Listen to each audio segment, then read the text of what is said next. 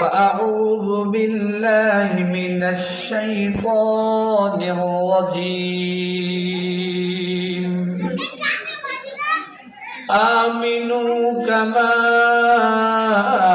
آمن الناس أنه قال النبي صلى الله عليه وسلم اللهم بارك لنا في رجب وشعبان وبلغنا رمضان إن الله وملائكته يصلون على النبي يا أيها الذين آمنوا صلوا عليه وسلموا تسليما প্রিয় হাজরিন, আমরা সবাই মহব্বতের সাথে আদবের সহিত দরদ নিয়ে দুরূদ ইব্রাহিম একবার পড়ি। اللهم صل على محمد وعلى آل محمد كما صليت على إبراهيم وعلى آل إبراهيم إنك حميد مجيد اللهم بارك على محمد وعلى آل محمد كما باركت على إبراهيم وعلى آل إبراهيم إنك حميد مجيد بلغ العلا بكماله كشف الدجى بجماله وحسنت جميع خصاله صلوا عليه وآله প্রিয় হাজরিন, আমরা সর্বশ্রেষ্ঠ জিকির কয়েকবার পড়ি। জিকিরের ব্যাপারে এই জিকিরের ব্যাপারে রাহমাতুল লিল আলামিন তিনি বলেন, ওই হাদিসটা আসছে আবু দাউদ শরীফে 3116 নম্বর হাদিস। ওই হাদিসের মধ্যে আল্লাহ রাসূল সাল্লাল্লাহু আলাইহি সাল্লাম বলেন, মান কানা আখিরু কালামিহি লা ইলাহা ইল্লাল্লাহ, যার শেষ কথা হবে গো, যার শেষ জবান হবে গো লা ইলাহা ইল্লাল্লাহ, আল্লাহ রাসূল সাল্লাল্লাহু আলাইহি সাল্লাম বলেন দাখালাল জান্নাহ, আল্লাহ সুবহানাহু ওয়া তাআলা তাকে বিনা হিসাবে জান্নাতটা দান করে দিবেন। এজন্য আমরা কয়েকবার সর্বশ্রেষ্ঠ জিকির পড়ি, বলি লা ইলাহা ইল্লাল্লাহ, জোরে বলি লা ইলাহা ইল্লাল্লাহ, লা ইলাহা ইল্লাল্লাহ মুহাম্মাদুর রাসূলুল্লাহ। আমরা 3 বার বলি আস্তাগফিরুল্লাহ আস্তাগফিরুল্লাহ।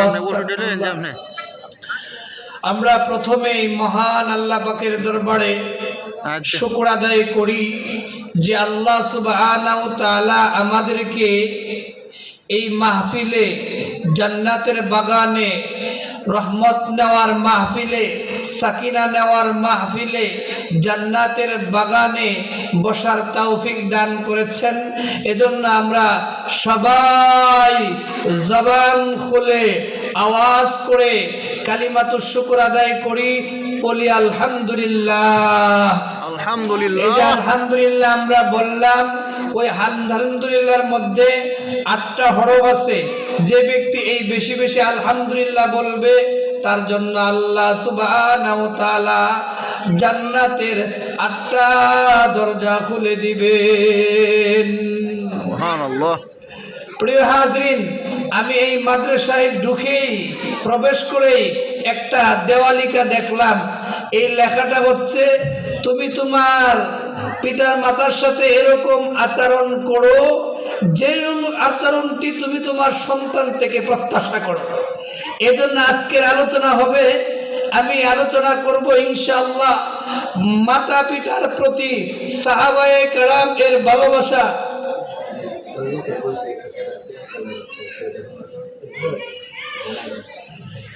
মাতা পিতার প্রতি সাহাবায়ে কেরাম এর ভালোবাসা কেমন ছিল, এই আলোচনাটা এখন করব ইনশাআল্লাহ।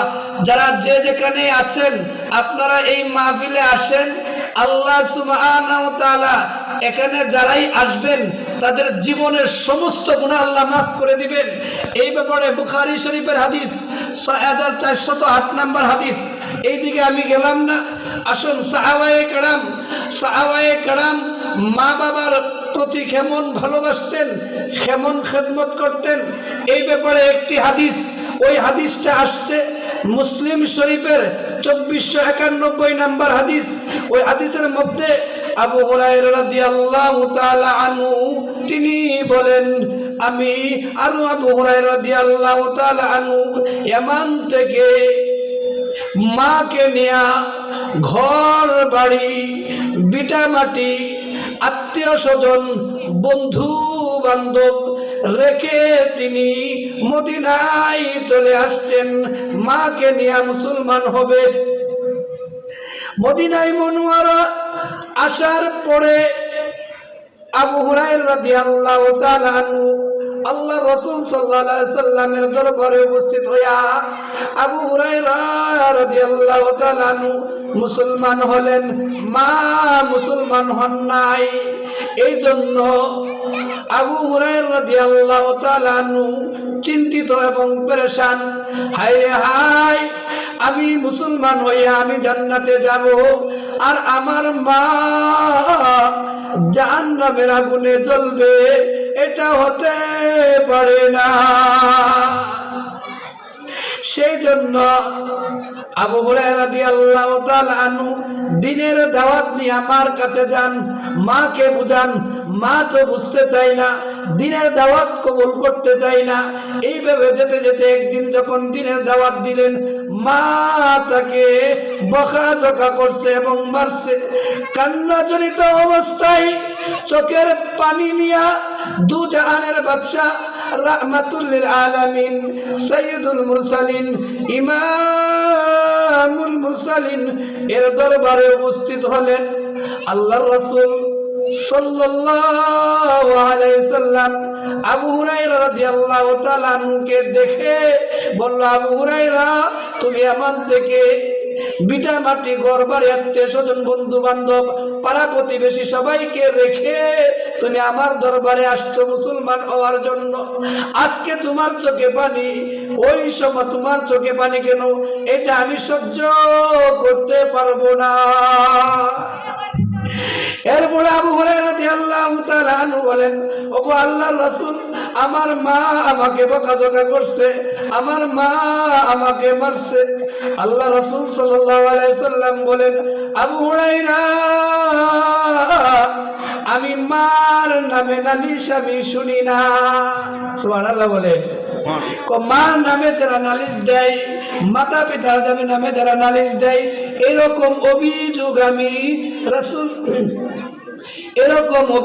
রাসূল শুনি না। বর্তমান সমাজে মাতা পিতার নামে এমন কিছু কুলঙ্গার সন্তান জন্ম নিয়েছে, মাতা পিতাকে শুধু দরবারের সামনে পেশ করে না, গায়ে হাত তুলতেও দ্বিধাবোধ করে না। ঠিক না ঠিক? আবু হুরায়রা রাদিয়াল্লাহু তাআলা আনহু তিনি বলেন, ওগো আল্লাহর রাসূল, আপনি আমাকে ভুল বুঝবেন না, আমি আমার মার নামে নালিশ দিতে আসি নাই, আমি আমার মার নামে অভিযোগ করি নাই গো আল্লাহর রাসূল, আমি আমার মার নামে আপনার কাছে দোয়া চাইতে আসছি। আপনার দুইটা হাত যদি আকাশের দিকে তুলেন, তুইলা যদি আমার মার জন্য দোয়া করেন, আমি খুব খুশি হব। আর কারণ আমি জান্নাতে যাব আর আমার মা জাহান্নামের আগুনে জ্বলবে, এটা আমি আবু হুরায়রা সহ্য করতে পারবো না।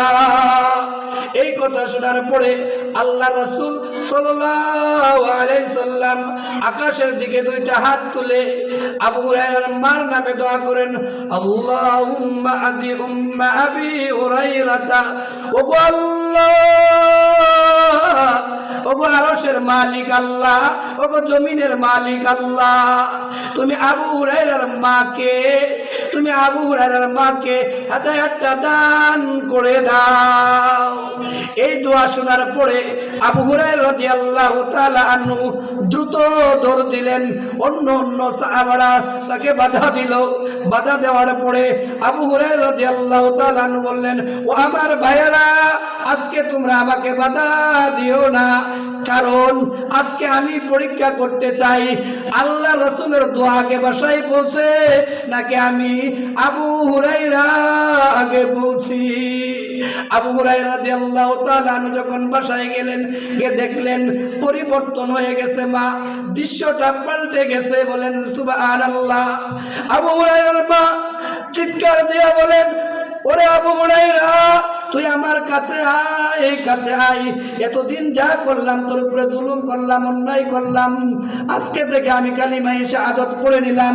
আমরা সবাই কালিমায়ে শাহাদাত পড়ি, আশহাদু আল্লা ইলাহা ইল্লাল্লাহু ওয়া আশহাদু আন্না মুহাম্মাদান আবদুহু ওয়া রাসূলুহু। আর এই কথাটাই আল্লাহ সুবহানাহু ওয়া তাআলা সূরা বাকারার 13 নম্বর আয়াতে বলেন, আমিনু কামা আমানান নাস, তোমরা ঈমান আনো যেমনে ভাবে আমার সাহাবায়ে কেরাম ঈমান আনছে, তোমরা এমন লক্ষ্য করো যে তোমরা ঈমান আনো যেমনে ভাবে আমার সাহাবায়ে কেরামরা ঈমান আনছে। সাহাবায়ে কেরামরা কেমনে মাতা পিতাকে ভালোবাসছে, তোমরা ঠিক তেমনে মাতা পিতাকে ভালোবাসো। মাতা পিতার ব্যাপারে আরেকটি হাদিস, ওই হাদিসটা আসছে মিশকাত শরীফের 4926 নম্বর হাদিস। আম্মা জান আয়েশা রাদিয়াল্লাহু তাআলা আনহা তিনি বলেন, আল্লাহ রাসূল সাল্লাল্লাহু আলাইহি সাল্লাম আমার কক্ষে আমার সাথে নিদ্রায় গেলেন। হঠাৎ আল্লাহ রাসূল সাল্লাল্লাহু আলাইহি সাল্লাম ঘুম থেকে উঠে বলে, আয়েশা জানো কি, আজকে আমি একটা স্বপ্নে দেখেছি। ও কি স্বপ্নে দেখেছেন? আমি স্বপ্নে দেখেছি জান্নাতের মধ্যে আমি ঘোরাচ্ছি এবং জান্নাতের নাজ নেয়ামত দেখছি। বলেন সুবহানাল্লাহ, জোরে বলেন সুবহানাল্লাহ। নাজ নেয়ামত দেখছি, ঘুরে ঘুরে নাজ নেয়ামত দেখছি।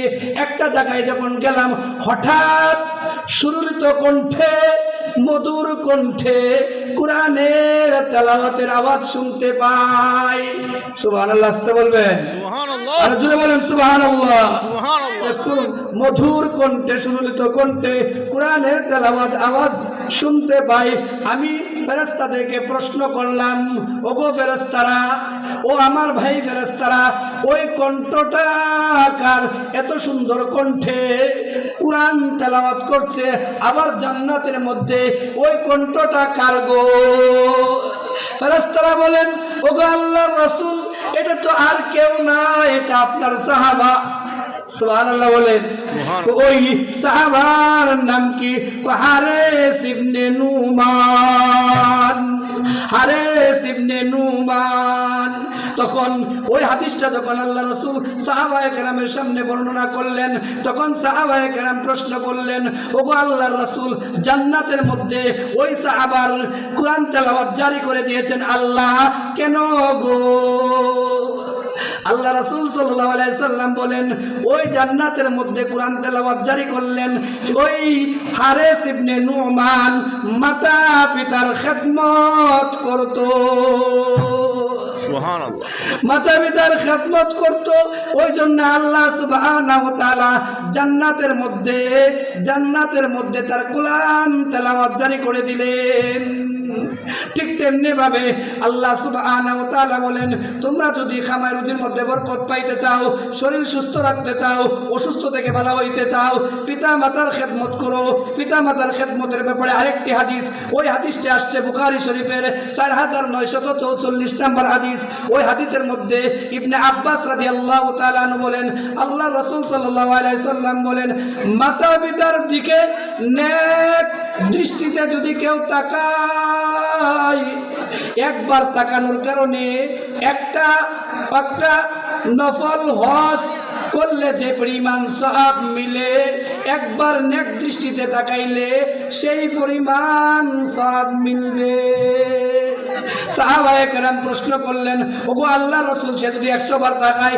কই 100 বার না, 1 কোটি বারও যদি তাকায়, তাহলে 1 কোটি বার হজ, নফল হজ করলে যে পরিমাণ সওয়াব মিলবে, ওই পরিমাণ সওয়াব তার মায়ের দিকে তাকানোর কারণে তার আমল নামায় লিখে দেওয়া হবে। এই জন্য আল্লাহ সুবহানাহু ওয়া তাআলা সূরা নিসার 36 নম্বর আয়াতে বলেন, ওয়াবুদুল্লাহ, ও আমার বান্দারা, ও উম্মতে মুহাম্মাদিরা, তোমরা আমি আল্লাহর গোলামি করো। আমি আল্লাহর গোলামি করতে গিয়া এই জিনিসটা খেয়াল রাখবা, ওয়ালা তুশরিকু বিহি শাইআ, আমি আল্লাহর সাথে কাউকে শরীক করবা না। আমি আল্লাহর সাথে কাউকে তোমরা অংশীদার বানাইবা না। ইবাদত কর, আল্লাহর গোলামি করার পরে আরেকটা ইবাদত করবা। ওই ইবাদতটা কি? ওয়াবিল ওয়ালিদাইনি ইহসানা, পিতা মাতার খেদমত, পিতা মাতার সেবা করবা, পিতা মাতার সাথে উত্তম আচরণটা করবা, পিতা মাতার সাথে ভালো আচরণটা করবা, পিতা মাতার সাথে কেমন আচরণটা করবা, কেমন ভালো আচরণটা করবা, এই ব্যাপারে সূরা বনী ইসরাঈলের 23 এবং 24 নম্বর আয়াতের মধ্যে বলেন, আল্লাহ সুবহানাহু ওয়া তাআলা বলেন, পিতা মাতা যখন উভয়জন বৃদ্ধ হয়ে যাবে, বুড়া হয়ে যাবে, অথবা উভয়জনের একজন বুড়া হয়ে যাবে, তখন তুমি তাদের সাথে কিরকম আচরণ করবা? ফালা তাকুল্লাহুমা উফি ওয়ালা তানহারহুমা, মাতা পিতার সামনে শব্দটাও তুমি ব্যবহার করবা না। অথবা মাতা পিতার সামনে এমন আচরণ করবা না যে আচরণটার কারণে মাতা পিতা শব্দটা ব্যবহার করে এখন কথাই কথাই মাতা পিতাকে ধমক দেয়, ঠিক নেবে ঠিক। এরকম কুলঙ্গার সন্তান এই পৃথিবীতে, এই বাংলাদেশের জমিনে যাওয়ার গ্রামে আছে কিনা, ঠিক নেবে ঠিক? আল্লাহ সুবহানাহু ওয়া তাআলা বলেন, হায় হায়, আমি তোরে মায়া করে বানাইলাম, আমি তোরে আদর করে বানাইলাম, খবরদার খবরদার, ফালা তাকুল্লাহুমা উফি ওয়ালা তানহারহুমা ওয়া কুল্লাহুমা, মাতা পিতাকে ধমকের সুরে কথাও বলবা না। কি কথাটা বলবা? ওয়া কুল্লাহুমা কাওলান কারীমা, উত্তম আচরণটা করবা, নম্র ভাষায় কথা বলবা, নিচু কণ্ঠে কথা বলবা। উঁচু কণ্ঠে কথা যদি বলো, দুনিয়ার মধ্যেই তোমার আযাব চলে আসবে।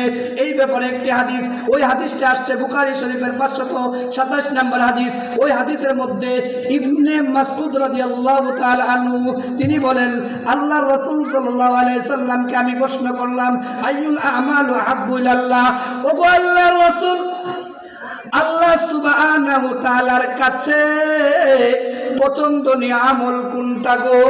ওগো আল্লাহ রাসূল সাল্লাল্লাহু আলাইহি সাল্লাম বলেন, আসসালাতু আলা ওয়াক্তিহা, ওয়াক্ত মতে নামাজ আদায় করা, ওয়াক্ত মতে নামাজ আদায় করা। নামাজ আদায় করতে গিয়া দুনিয়ার কোনো খেয়াল রাখবা না। এই ব্যাপারে একটি হাদিস, ওই হাদিসটা মুয়াত্তা মালিকের মধ্যে 215 নম্বর হাদিস। ওই হাদিসের মধ্যে আবু তালহা রাদিয়াল্লাহু তাআলা আনহু একটা বাগান ছিল, ওই বাগানের মধ্যে সে নামাজে দাঁড়াইছে। নামাজে দাঁড়ানোর পরে, নামাজে যখন দাঁড়াইছে, এই মুহূর্তে একটা পাখি চলে আসছে। পাখির দিকে যখন তার ধ্যান খেল চলে গেল, ধ্যান খেল চলে যাওয়ার পরে সে কত রাকাত নামাজ পড়লো এটা ভুলে গেছে। এরপরে নামাজ শেষ করে ওই বাগান নিয়া রাহমাতুল লিল আলামিনের দরবারে গিয়া বলে, ওগো আল্লাহর রাসূল, যে নামাজ, যে সম্পদ যে টাকা, যে অর্থ করি, যে বাড়ি গাড়ি আমাকে নামাজ থেকে গাফেল রাখে, নামাজ থেকে মনোযোগ নষ্ট করে দেয়, এই সম্পদ আমি রাখবো, এই সম্পদ আমি রাখবো না।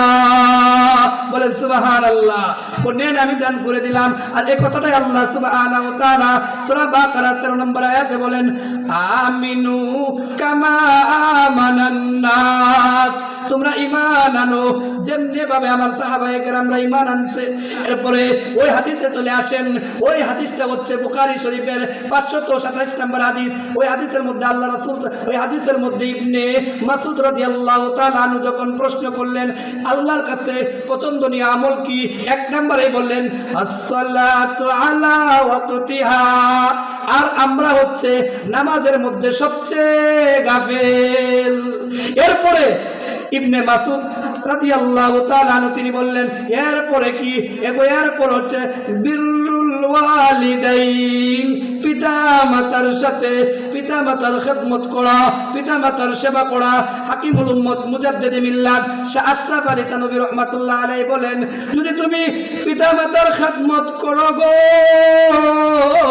তুমি যদি পিতা মাতার খেদমত করো, আল্লাহ তোমাকে দুনিয়াতে 5টা পুরস্কার দিবেন। কয়টা পুরস্কার দিবেন? যদি বলেন কয়টা পুরস্কার দিবেন? 5টা পুরস্কার। এক নাম্বার পুরস্কার হচ্ছে আল্লাহ তোমাকে জানে মালে বরকত দিবেন। ওয়া ইনদিদকুম বিআমওয়ালি ওয়া বানিন, আল্লাহ সুবহানাহু ওয়া তাআলা তোমাকে জানে মালে বরকত দিবেন। 2 নাম্বার হচ্ছে তোমার বালা মুসিবত আল্লাহ দূর করে দিবেন, তোমার উপরে আসমানি বালা মুসিবত নাজিল হবে, এটা আল্লাহ ফিরিয়ে দিবেন। 3 নাম্বার হচ্ছে আল্লাহ তোমাকে সম্মানের চেয়ারে বসাবে। 4 নাম্বার হচ্ছে খানায়ে কাবা আল্লাহ তোমাকে জিয়ারত করাবে। 5 নাম্বার হচ্ছে মৃত্যুর সময় তোমার জবান দিয়ে কালিমাই তয়্যিবা বের হয়ে যাবে। প্রত্যেকটা উদাহরণ পরে দিব যদি সময় পাই, এজন্য 5টা পুরস্কার বলে রাখলাম। তাহলে ওই হাদিসের মধ্যে আসুন, আল্লাহ রাসূল সাল্লাল্লাহু আলাইহি সাল্লাম বুখারী শরীফের 527 নম্বর হাদিস, ওই হাদিসের মধ্যে 2 নম্বরে বলেন বিররুল ওয়ালিদাইন, পিতা মাতার খেদমত করো, পিতা মাতার সেবা করো, পিতা মাতাকে ভালোবাসো। এই ব্যাপারে আরেকটি হাদিস, ওই হাদিসটা আসছে বুখারী শরীফের 3004 নম্বর হাদিস।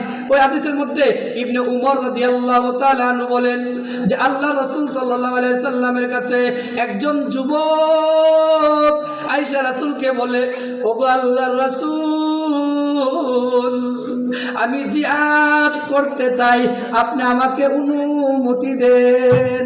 আল্লাহ রাসূল সাল্লাল্লাহু আলাইহি সাল্লাম বললেন, আমি যে তোমাকে অনুমতি দেব, আগে বলো আহাইয়ুন ওয়ালিদাকা, তোমার পিতা মাতা কি জীবিত আছে? ও আছে, আমার পিতা মাতা জীবিত আছে। ও খবরদার, খবরদার, তুমি আর যুদ্ধের কথা বলবা না, তুমি চলে যাও, তুমি গিয়া পিতা মাতার খেদমত করো। আর যদি তুমি পিতা মাতার খেদমত করো, আর এই পিতা মাতার খেদমত করার কারণে তুমি যুদ্ধের চেয়েও বেশি সওয়াব পাইবা। সুবহানাল্লাহ বলবেন না? সুবহানাল্লাহ। আর জোরে বলেন, সব মর্দা মুসলমান, এটা জিন্দা মুসলমান নাই। জোরে বলেন সুবহানাল্লাহ, আল্লাহু তাকবীর, আল্লাহু আকবার। এই ব্যাপারে মাতা পিতার ব্যাপারে আরেকটি হাদিস, ওই হাদিসটা আসছে আবু দাউদ শরীফের 2528 নম্বর হাদিস। ইবনে উমর রাদিয়াল্লাহু তাআলা আনহু বলেন, আল্লাহ রাসূল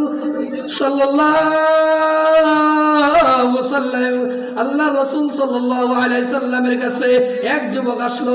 আয়েশা বলল, আল্লাহ রাসূল, আমি যুদ্ধে যাইতে চাই এবং হিজরত করতে চাই, আপনি আমাকে অনুমতি দেন। আর আমি যে হিজরত করতে যাইব, আমার মা এবং বাবা কান্না জনিত অবস্থায় কান্না করছে, এই অবস্থায় আমি তাদেরকে রেখে আসছি, আপনি আমাকে অনুমতি দেন। আল্লাহ রাসূল সাল্লাল্লাহু আলাইহি সাল্লাম বলে, তুমি কি বলছো? আবার বলো। যে আমার মা বাবা কাঁদছে, অনুমতি দেয় না, কারণ আমি যদি চলে যাই তাহলে আমার মা বাবার খেদমত কে করবে, এই জন্য অনুমতি দেয় না। ও খবরদার, তুমি যেমনি ভাবে মাতা পিতাকে কান্দাইছো, তেমনি ভাবে তুমি মাতা পিতাকে খুশি করো, তোমার যুদ্ধে যাওয়ার দরকার নাই, তোমার যুদ্ধে যাওয়ার দরকার নাই, হিজরত করার দরকার নাই, তুমি তোমার মাতা পিতাকে খুশি করো, তাহলে তুমি যুদ্ধের চেয়ে হিজরতের চেয়েও বেশি সওয়াব পাইবা। ও দেখেন এই ব্যাপারে আরেকটি হাদিস, ওই হাদিসটি আসছে মুসলিম শরীফের 2542 নম্বর হাদিস। ওয়াইস করনি নাম শুনছেন? ওয়াইস করনি নাম শুনছেন কিনা? ওয়াইস করনি একদিন মাকে প্রশ্ন করো, মা গো আমি তো ওই যে রাহমাতুল আলামিন সাইয়্যিদুল মুরসালিন ইমামুল মুরসালিন নবীউর রহমান নবীউত তাওবা নবীউল মালামা তার সাথে দেখা করতে যাচ্ছি, আপনি আমাকে দেখা করার সুযোগ দেন। মা বলল, আমি যে অসুস্থ, তুই যদি চলে যাস তাহলে আমাকে সেবা করবে কে? তুই যদি চলে যাস আমার সেবা করবে কে? তুই রাসূলের সাথে দেখা করার দরকার নাই। মার খেদমত করলো, আল্লাহ রাসূলের সাথে দেখা করে নাই। আর আল্লাহ রাসূল সাল্লাল্লাহু আলাইহি সাল্লাম কি বললেন? ওমর রাদিয়াল্লাহু তাআলা আনহু বললেন, ওগো উমর, ইয়ামান থেকে একজন আমার